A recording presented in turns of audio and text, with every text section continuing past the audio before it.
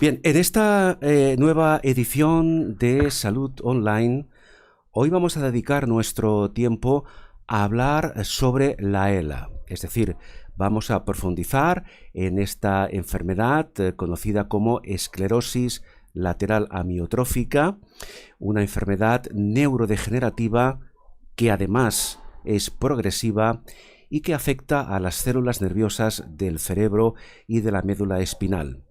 Vamos a conocer todo el proceso a partir del cual se inicia esta degeneración que acaba fatalmente, y ahora el doctor nos lo va a explicar, que acaba fatalmente con la muerte de las neuronas a diferentes niveles, neuronas motoras, que contribuyen a que nuestro cerebro pierda poco a poco la capacidad de iniciar y controlar el movimiento de nuestros músculos. Pero vamos a saludar ahora al doctor Jesús Esteban. Doctor Esteban, encantado de que comparta un tiempo con nosotros aquí en Salud Online. Encantado de poder estar con vosotros. Bueno, el tema de la ELA, realmente, doctor, hablo yo desde el punto de vista de una persona que no es profesional médico, es un tema que suena muy duro visto desde fuera, ¿verdad? Y también desde dentro, es un tema realmente duro, es una enfermedad degenerativa, progresiva y en unos tiempos relativamente cortos. Por tanto, desde el punto de vista también nuestro, es una enfermedad de un impacto importante. Bien, es un tema duro de afrontar desde fuera y desde dentro, a nivel clínico y a nivel del paciente y, por supuesto, de las personas que rodean a ese paciente afectado, porque la ELA afecta globalmente al conjunto familiar, ¿no? Sí, afecta al individuo, pero al individuo, claro, le produce unas limitaciones funcionales progresivas en el que al final pues, lleva a cambios en su ámbito familiar y social muy relevantes y por tanto al final todos sus familiares, amigos y todos sus acompañantes pues, se ven afectados por ese proceso también. Claro. Doctor Esteban, ¿se puede considerar la ELA como una enfermedad rara o minoritaria? Sí, es verdad que la definición de una enfermedad rara o poco frecuente son definiciones estadísticas y desde luego cumple de sobra con esos criterios de enfermedad rara. Es una enfermedad que se diagnostica entre 1 a 2 casos por 100.000 habitantes y año, lo cual quiere decir pues eso, que en España pues, se diagnostican unos 3 casos nuevos al día y que hay unos 3.000 o 4.000 casos diagnosticados en un momento dado. Mm. Y En por tanto, España, sí que... sí, en España estamos alrededor de los 4.000 casos diagnosticados. ¿Esto hasta qué punto, doctor Esteban, significa que hay varias decenas o incluso varios cientos de casos más que aún no están diagnosticados? Es una enfermedad que yo diría que hoy en día se diagnostica relativamente bien. Es verdad que no se diagnostica al inicio perfectamente porque es una enfermedad que se inicia de una manera sutil y progresiva y de hecho los retrasos en el diagnóstico que son similares a otros países de Europa y otros países americanos o occidentales, en parte incluso son debidos a que el propio individuo que tiene la enfermedad tarda en darse cuenta de que realmente algo está pasando, porque es verdad que se inicia de una manera muy localizada, muy sutil, hasta que empieza a dar claros signos de que hay algo que está pasando y por tanto ya hay un Ujú. retraso que es simplemente el tipo de proceso. Es verdad que probablemente hay casos sin diagnosticar o mal diagnosticados, pero yo diría que hoy en día son minoritarios y lo único es que se van diagnosticando nuevos todos los días porque, bueno, porque el proceso van apareciendo casos nuevos continuamente. Sí. Doctor, acaba usted de comentar que la enfermedad acostumbra a iniciarse de una forma sutil. Vamos a empezar por ahí. Doctor, le voy a pedir que explique a todos aquellos que van a vernos luego eh, cómo se inicia la enfermedad, qué síntomas, qué es lo que el paciente puede llegar a experimentar cuando la enfermedad está en sus estadios iniciales.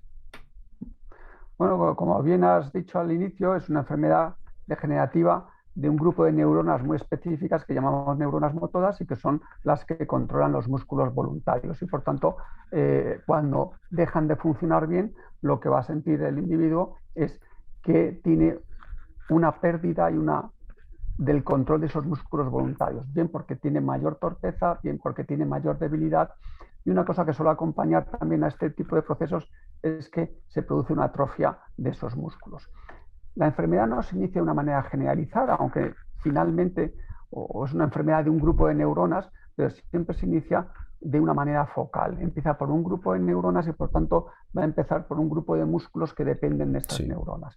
Y eso es variable en la población, es decir, que de alguna manera cada individuo va a empezar por un grupo diferente. En algunos casos puede empezar por un grupo muscular de músculos del pie o de la pierna, otros casos pueden salir en un brazo o en una mano, o también en músculos que manejan el lenguaje, la deglución, que también son músculos voluntarios. Y por tanto, de hecho, un tercio de casos puede empezar por las piernas, un tercio de casos puede empezar por los brazos y un tercio de casos aproximadamente empieza por músculos que llamamos vulvares porque dependen del bulbo raquídeo, pero son los músculos de la deglución y la articulación del lenguaje. Bien, es decir, cada paciente puede notar que esos síntomas se inician, digamos, de forma aleatoria en cada uno de los pacientes afectados. El proceso, es decir, usted ha dejado ya bien claro, doctor, que se trata de una enfermedad degenerativa y progresiva. Desde el momento que se inician esos síntomas, claro, sobre todo la persona que los está sufriendo, que no tiene, evidentemente, los conocimientos clínicos que tiene un neurólogo, no, en principio no sospecha que puede ser el inicio de una enfermedad neurológica, ¿no? Entonces, por norma o estadísticamente hablando, ¿cómo es de importante hasta la fecha? Luego hablaremos de tratamientos, hablaremos de expectativas de futuro, que el paciente acuda al especialista lo antes posible. ¿Qué importancia tiene esto? Bueno, es importante en el sentido que, claro, cuanto antes pongamos tratamientos que puedan modificar el curso, pues antes estamos protegiendo a ese grupo de neuronas y, por tanto, cuanto antes acuda, podemos iniciar los tratamientos más precoces. Pero es verdad que al ser una enfermedad de inicio muy focal y muy lenta, cuando los síntomas están muy limitados a una parte del cuerpo, la dificultad del diagnóstico viene en que existen muchos procesos que podrían explicar esos mismos síntomas. Si yo tengo solo dos músculos que me funcionan un poquito mal y levemente, puede haber múltiples enfermedades que pueden dañar a esos dos músculos.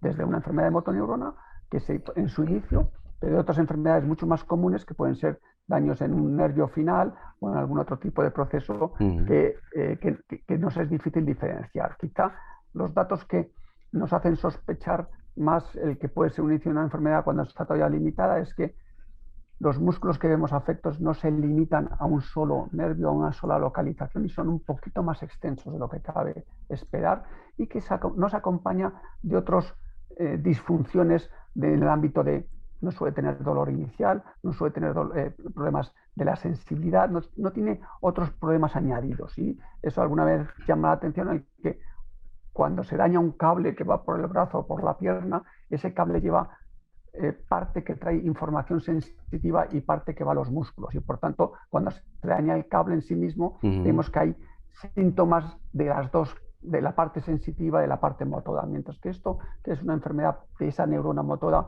el sistema sensitivo está indemne completamente y eso es un dato también de hacer sospechar el que hay otro proceso de tipo más focalizado y más específico del grupo de las neuronas motoras.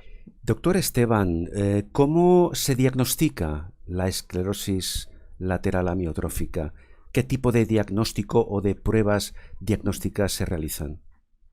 Pues el diagnóstico, como vengo un poco contando, realmente es un diagnóstico, llamamos clínico, es decir, los datos que fundamentalmente nos ayudan a diagnosticar esa enfermedad es el cómo nos cuenta el individuo de cómo se han ido presentando los síntomas y cómo han ido progresando, que nos informa de que hay algo de tipo degenerativo.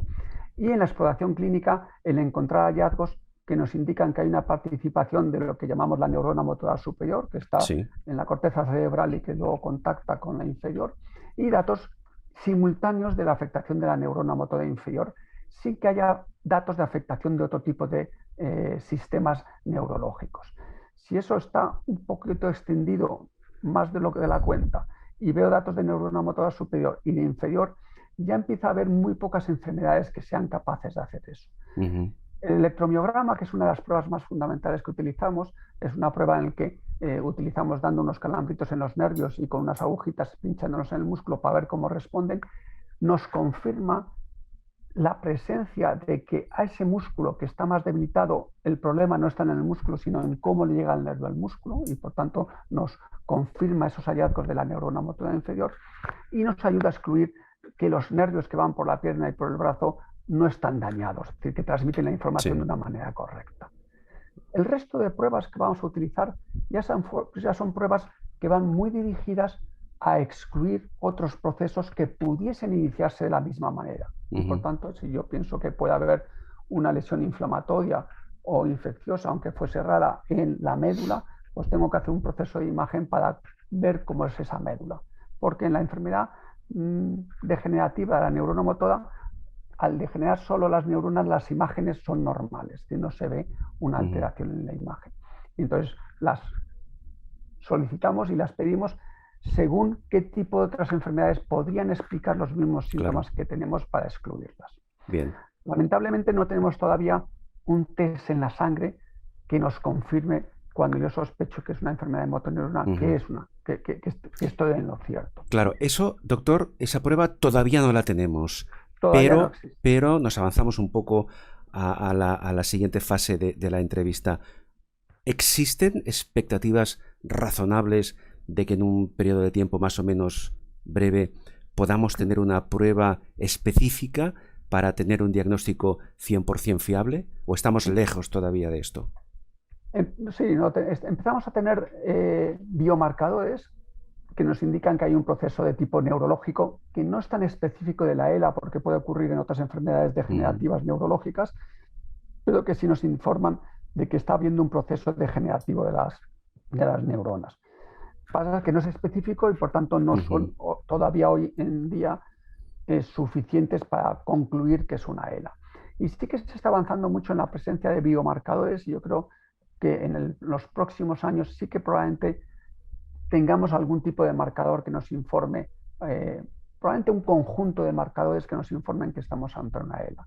Es verdad que las ELAs tienen otra peculiaridad y es que probablemente no es una enfermedad única con una causa única, sino que probablemente es el daño de un sistema debido a un conjunto de causas diferentes. Y en cada individuo probablemente participan más unas causas y en otros otras causas. Y por tanto, de alguna manera, en algunos casos vamos a tener marcadores muy buenos y en otros a lo mejor va a ser el conjunto de varios marcadores el que nos van a indicar que estamos ante una ELA. Doctor Esteban, con lo que sabemos, con lo que se conoce hasta ahora, se sospecha o existe un componente genético o hereditario en la ELA. Entonces, ya desde hace tiempo se conoce que había individuos que tenían una ELA, pero que en su familia había un agregado de otros familiares que habían muerto de la ELA. Y ya se sabía que del orden de un 5 o un 10% de individuos con ELA tiene antecedentes familiares de otras personas con ELA y en algunos de estos casos con un patrón de herencia que llamamos autosómico dominante, es decir, que afecta a todas las generaciones en un número, digamos, en varones y mujeres, en un número alto. Curiosamente, estos casos, cuando veíamos a un individuo aislado, yo no podría decir si esa enfermedad era familiar o no, porque la enfermedad se manifestaba de una manera idéntica a la que no era familiar. Y solo sabía que era familiar cuando le pregunto si había más casos en la familia. Claro. Pero bueno, eso sí que nos indicaba que al menos en ese 10% de casos tenía que haber un factor genético que fuese relevante. Y desde luego, desde el 92, que fue cuando se describió la primera región de un cromosoma que estaba asociada a la enfermedad, pues se han descrito más de 30 genes diferentes que pueden asociarse.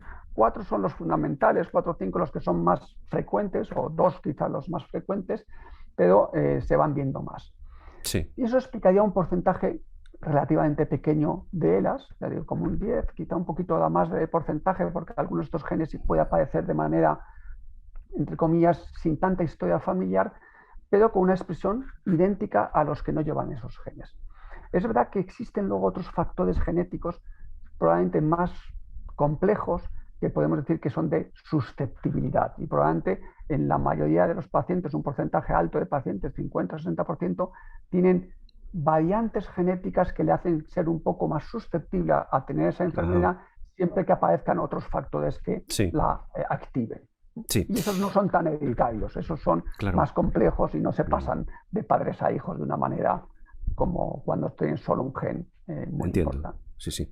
Doctor, usted antes comentaba, doctor Esteban, que los síntomas son distintos, son variados, los músculos, los grupos musculares afectados son diferentes en función de cada perfil de paciente. La evolución, la progresión de la enfermedad, insisto, una enfermedad neurodegenerativa, ¿qué se conoce hasta el momento en cuanto a la progresión más o menos rápida, más o menos lenta de cada paciente en concreto? ¿Se sabe algo al respecto? Sí, o sea, es una enfermedad progresiva, pero el ritmo de progresión es diferente en cada individuo. Es verdad que el 50% de los individuos, digamos, fallecen menos de 3 años desde el inicio y un 80% en menos de 5 años, pero hay un 20% que tiene unas formas de expresión mucho más lentas con supervivencias de muchos más años. Es verdad que la forma de iniciarse te permite un poco vislumbrar qué tipo de pronóstico tienen, en el sentido de que las enfermedades, las lentas tienden a ser lentas desde el principio, las rápidas tienden a ser más rápidas desde el principio. Aunque durante la progresión es verdad que con frecuencia vemos estabilizaciones, aunque sea transitorias de la enfermedad. Y por tanto es difícil predecir a ciencia cierta ese tipo de evolución, pero la evolución tiende a ser progresiva. Y tiende a ser progresiva en la zona donde se ha empezado, si empieza en la mano, tiende a empeorar en esa mano y tiende a extenderse a territorios cercanos. Y a veces tiene una forma un poco predecible de extenderse, de alguna manera. Es decir, entiendo, doctor, que usted nos está comentando, está sugiriendo que cuanto más rápida es la progresión, digámoslo así, peor es el pronóstico, de alguna forma.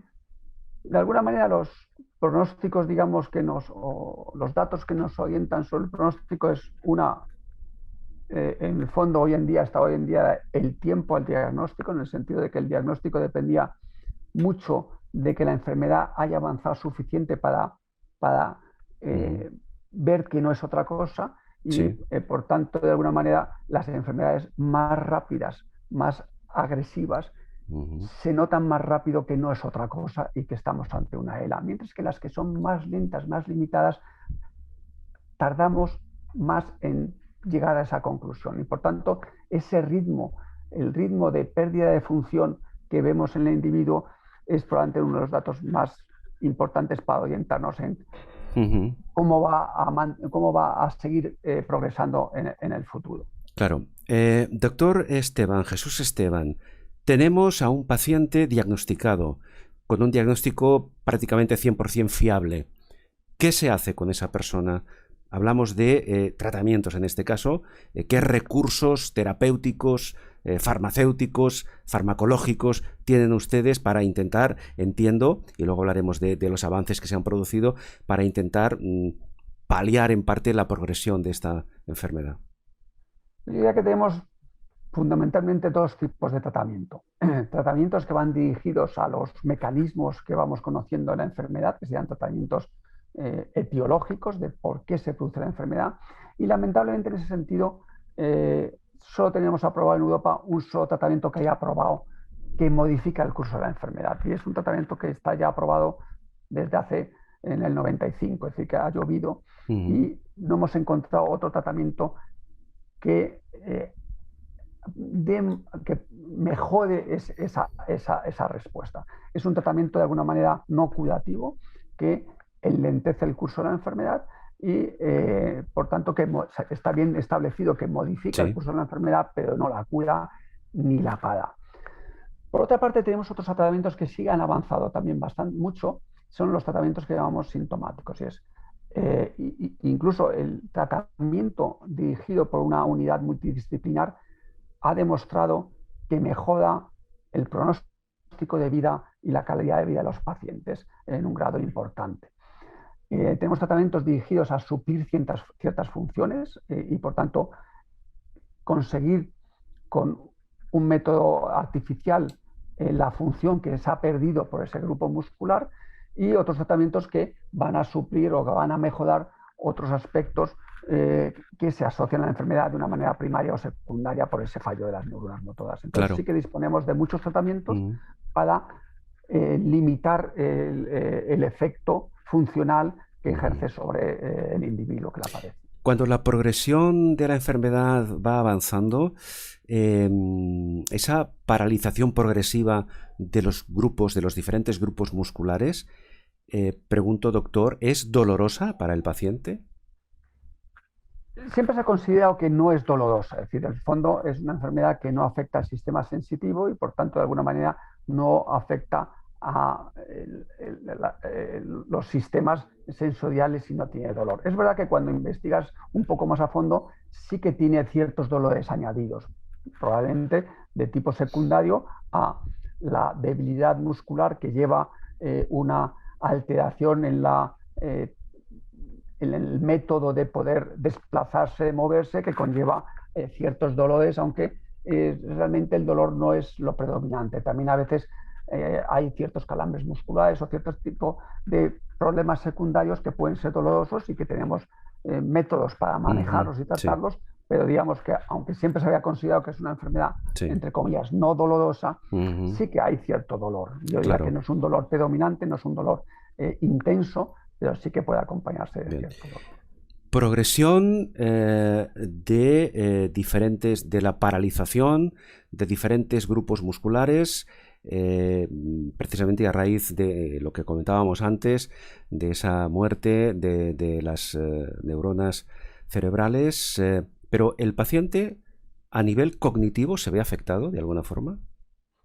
Bueno, también era cuando se describió la enfermedad se consideró que efectivamente no se afecta cognitivamente, aunque hoy sabemos que existe un porcentaje también de pacientes que pueden en esa degeneración asociar un deterioro cognitivo, que suele ser un deterioro cognitivo que nosotros llamamos frontal, que muchas veces tiene más que ver con el lenguaje más que con la memoria, de alguna manera. Pero sí que hay un porcentaje entre un 15% que puede asociar en un momento dado un trastorno cognitivo, a veces precoz, a veces más tardío.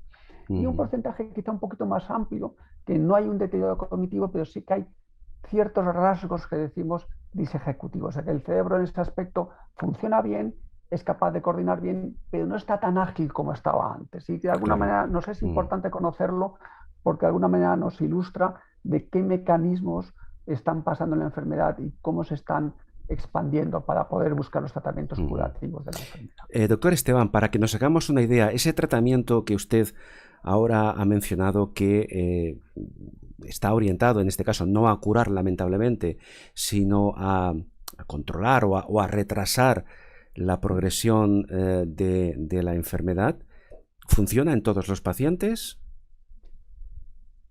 Realmente no tenemos un test que nos confirme que en cada individuo aislado se produce un cambio en la expresión, digamos, o en la evolución, porque la enfermedad, incluso en cada individuo, no tiene una evolución lineal y que por tanto que puedas verlo, sino que con frecuencia se producen estabilizaciones periódicas. Sí que se ha visto cuando hemos comparado grupos de pacientes tratados con este fármaco, el Luzol, contra grupos que estaban tratados con placebo, y entonces sí que se ve que al año y medio, los dos grupos se separaban de alguna manera y de una manera significativa. Individuo a individuo no podrías asegurarlo que estamos haciendo algo, aunque tenemos la sensación que en la mayoría de ellos al menos sí que estamos haciendo algo.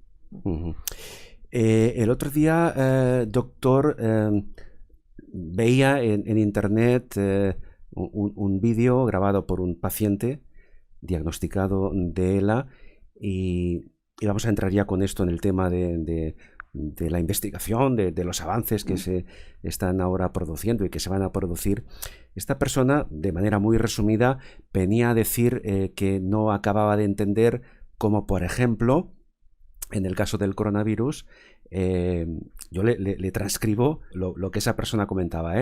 En el caso del coronavirus, en poco más de un año tenemos ya no una, sino varias vacunas, y con los años que hace que se sabe que existe la ELA, hasta ahora no se haya encontrado la posibilidad de curar esta enfermedad. Más o menos venía a decir esto.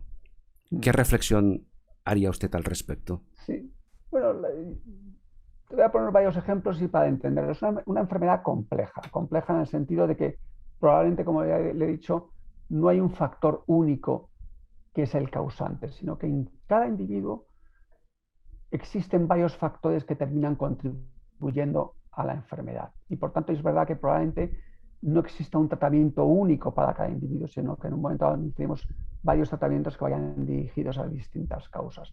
Y pongo un ejemplo de esas cosas que hayamos hablado, de las causas genéticas, de factores genéticos que sabemos que están muy relacionados con la enfermedad en familias que se transmite de padres a hijos de una manera muy importante, incluso en esos casos en el que esas personas nacen con el gen defectuoso desde el principio y lo tienen, están normales 50 años, 60 años y de repente Claro. se viene todo al traste. ¿Por qué? Pues porque probablemente a lo largo de esos años se han ido acumulando pequeños defectos nuevos que al final han hecho que todo se derrumbe y pero es lo difícil que, entonces recuperarlo. pero lo que no se conoce es el factor desencadenante.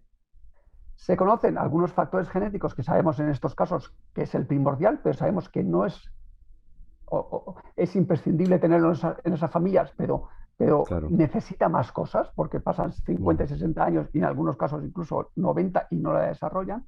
Yo diría que es como si has hecho un edificio con un pilar que tiene algún defecto, en el sentido de que todo funciona bien durante mucho tiempo, pero otros aspectos ambientales, el uso de la vivienda, termina estropeando otras vigas, otros pilares de al lado, y hay un momento en que todo se viene abajo. Ya probablemente ese pilar primero, aunque lo cambie, ya tengo un daño más estructural mucho mayor. Entonces probablemente eso es lo que dificulta en las enfermedades degenerativas el poderlas recuperar, mientras que en las enfermedades infecciosas es más sencillo de alguna manera eso. Y sobre eso se está avanzando y se está conociendo mejor, no solo esos pilares gordos que son más relevantes, sino esos pequeños pilares que van poco a poco sumando hasta que la estructura de toda la casa empieza a fallar.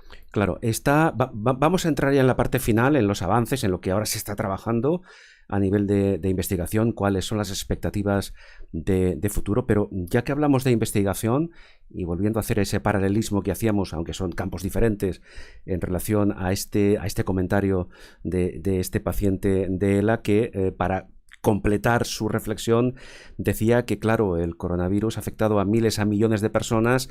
La ELA, como antes decíamos, es una enfermedad rara o minoritaria que afecta comparativamente hablando a un número mucho menor de personas y que por tanto ahí, digamos, la industria farmacéutica no tiene, entre comillas, tanto interés en promover la investigación. Hombre, desde luego, cuanto más dinero se invierta, más avanzas. Es verdad que a veces también es importante el cómo comprobar que esos avances son eficaces. Y en ese aspecto el coronavirus ha habido una parte peculiar y es que comprobar que la vacuna era eficaz ha sido algo muy rápido porque había tantísimos casos que en cuanto modificases un poco la expresión, en pocos meses te dabas cuenta que estaba siendo eficaz. Mientras que si las enfermedades son más raras, es verdad que eso tardas más tiempo en poder ver esas diferencias. Es decir, que hay una parte de inversión sin duda alguna que las empresas tienen más interés y los estados, digamos, en atajar ese problema. Es verdad que la parte de vacunas también está muy avanzada y en las enfermedades degenerativas todavía tenemos más dificultades y de hecho yo promociono que la ELA es un buen modelo para estudiar otras enfermedades degenerativas más prevalentes como puede ser la demencia y el Parkinson y que por tanto de alguna manera invertir en ELA no solo es bueno para la ELA sino va a ser bueno para la demencia y para el Parkinson. Pero es verdad que a veces tiene unos mecanismos que se van conociendo, pero probablemente son más complejos que una enfermedad Bien. inflamatoria. Doctor Esteban, Jesús Esteban, en estos últimos minutos, actualmente, ¿en qué se está trabajando? ¿Qué avances más significativos podemos comentar en cuanto al futuro tratamiento, futuro a medio plazo, si es posible? Porque, claro, la persona que está diagnosticada tiene las expectativas que tiene, a las que usted antes se refería, ¿no? ¿Qué podemos comentar en cuanto a avances, en cuanto a nuevos posibles tratamientos? Pues yo creo que aquí hay que diferenciar distintos subgrupos. Está el subgrupo de los individuos que tienen una causa genética bien reconocida. Y en ese aspecto se está avanzando mucho, tanto que estamos en ensayos fase 3 para el primer gen que se encontró de la ELA y con unas expectativas muy buenas. Y probablemente a lo mejor para ese grupo de individuos, que es del orden de a lo mejor un 3%, un 4% de los que tienen ELA, que son debidas a estos genes, tengamos terapias más relevantes en breve, porque están siendo muy bien dirigidas, sabemos muy bien el mecanismo y están siendo dirigidas. De hecho, en otras enfermedades de motoneurona, como que se llama la atrofia muscular espinal o Bernie-Hoffman, es una enfermedad que aparece más en niños o en adultos, agresiva y mortal también, disponemos ya de 3 tratamientos genéticos que modifican de una manera espectacular el curso de la enfermedad. Es decir, de alguna manera yo en ese grupo de pacientes con enfermedades genéticas veo que muy probablemente en los próximos años vamos a tener nuevas terapias y más eficaces.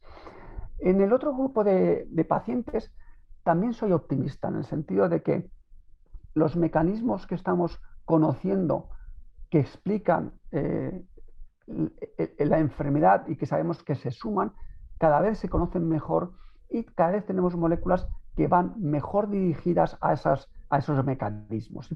Por tanto, los ensayos que estamos haciendo ahora o que se están haciendo en el mundo con la ELA son ensayos con productos mucho más potentes, mucho mejor dirigidos y a causas que sabemos que son mucho más importantes en la ELA. Y por tanto, pienso que vamos a tener una respuesta más favorable en los próximos tiempos. Pero permítame, esa respuesta más favorable que todos esperamos y especialmente los pacientes afectados por la ELA, ¿cuándo hacemos un poco de prospección de futuro, ¿no? ¿Cuándo va a llegar? ¿Cuándo el tratamiento determinado X al que usted se refería o algunos de esos avances va a llegar al paciente para que se le pueda prescribir?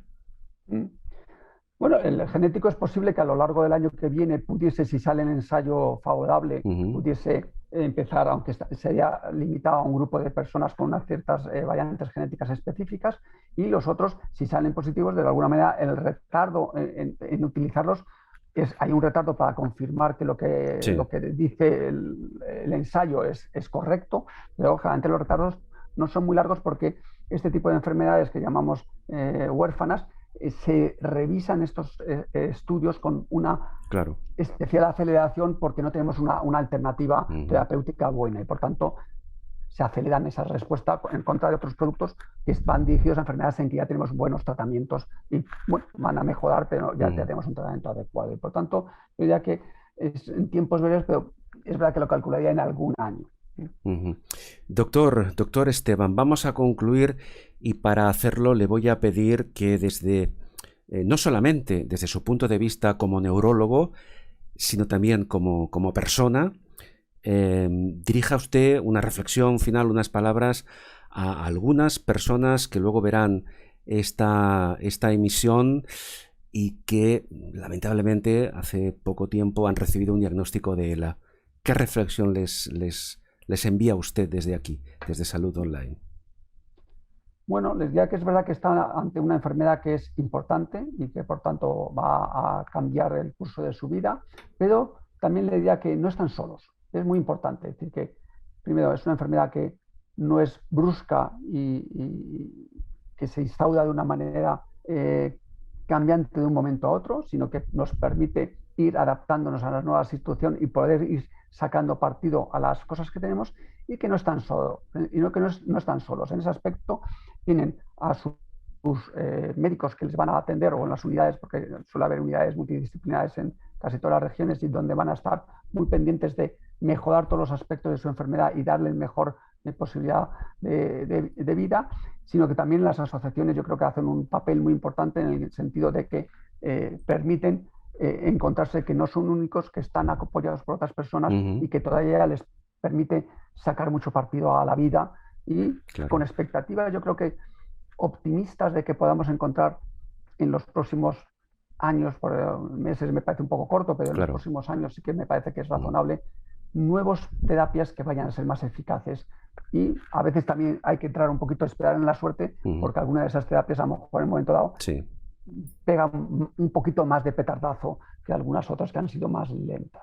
Claro, y ahora sí, doctor, permítame para concluir, que se le dé mayor visibilidad a la ELA a nivel social, como ha ocurrido, por ejemplo, con otras patologías. ¿Esto puede influir de alguna forma en que se acelere, pues, por ejemplo, la investigación o que los gobiernos, las autoridades sanitarias tomen más conciencia de esta realidad social?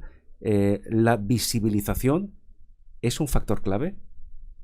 Yo creo que sin duda. Es decir, si hay alguien, si algo no se conoce y no se tiene en cuenta, pues nunca va a tener un foco puesto. Y por tanto es importante para que las autoridades y los sistemas públicos la consideren más a la hora de favorecer la investigación en ella, incluso para favorecer el aporte económico desde el punto de vista de crowdfunding, de particulares, para también promocionar esa investigación. Porque es verdad que lo relevante en cualquier enfermedad es el poder tener suficientemente, digamos, probablemente dinero para poder atraer a las mentes que tenemos, que son muy listas por el mundo, que se centren en estudiar esta enfermedad. Y yo diría que además eso con la idea de que incluso lo que aprendamos de esta enfermedad va a tener mucha utilidad para otras enfermedades degenerativas más prevalentes y que a veces yo diría que son más difíciles de estudiar.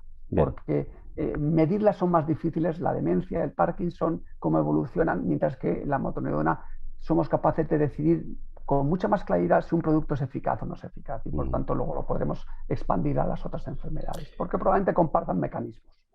Bien, pues lo dicho, mayor visibilidad a nivel social, máximo esfuerzo a nivel clínico para atender de la mejor manera posible a los pacientes en esta enfermedad neurodegenerativa y progresiva. Como antes decíamos, es una patología que afecta al paciente, pero también a todo el entorno familiar.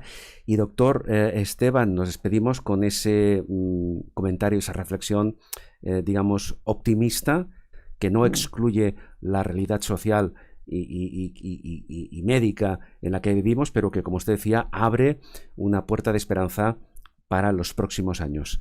Así que, doctor Jesús Esteban, neurólogo del Hospital 12 de Octubre, Madrid, pues muchísimas gracias, un abrazo y hasta muy pronto. Pues encantado de haber podido estar este tiempo contigo.